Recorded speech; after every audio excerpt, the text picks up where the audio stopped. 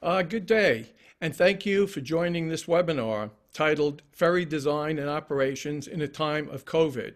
I also want to thank all the presenters who have given of their time and energy to express to us today their views on this very important subject.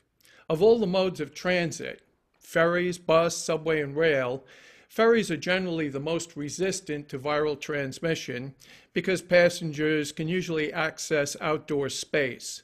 But ferries do have vulnerabilities, and it is these vulnerabilities that the presenters will try and address.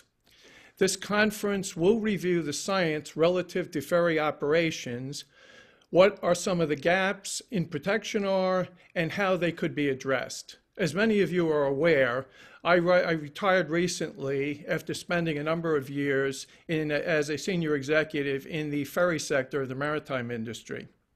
When COVID hit the city of New York in March of this year, I was the chief operating officer of the Staten Island Ferry. Although by early 2020, I personally was aware of the evolving situation in China and other parts of the world simply from reading and watching the news. But COVID was not getting a lot of play here in the United States.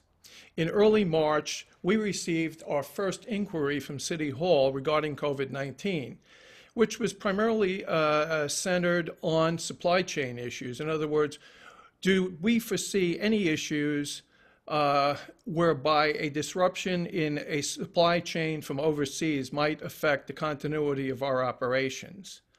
Also, it was in these early days of March that COVID made its debut in New York City. As the days passed, things seemed to sort of spiral out of control very quickly. On March 22nd, the governor of New York issued a pause order, effectively shutting down the state. The following day, I was advised of the first employee we had to test positive for COVID. Our response, I'll openly admit, was somewhat chaotic. How do we deal with employees in terms of you were working with an employee who has tested positive? There are all sorts of confidentiality rules and things like this. How do we sanitize the workspace, both ashore and on board the ferry boats? And how do we ensure the safety of our employees and the traveling public? Unfortunately, guidance at the federal, state, and local level was a moving target.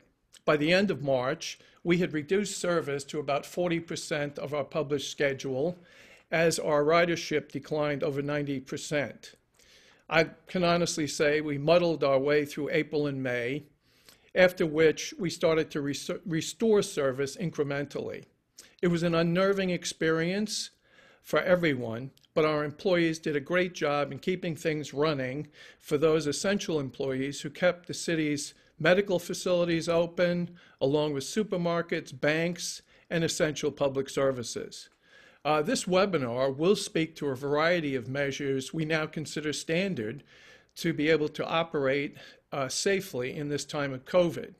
Once again, I want to thank you for joining us, and please enjoy the webinar. At this point, it is my pleasure to introduce Dr. Marjorie Pollack. Thank you.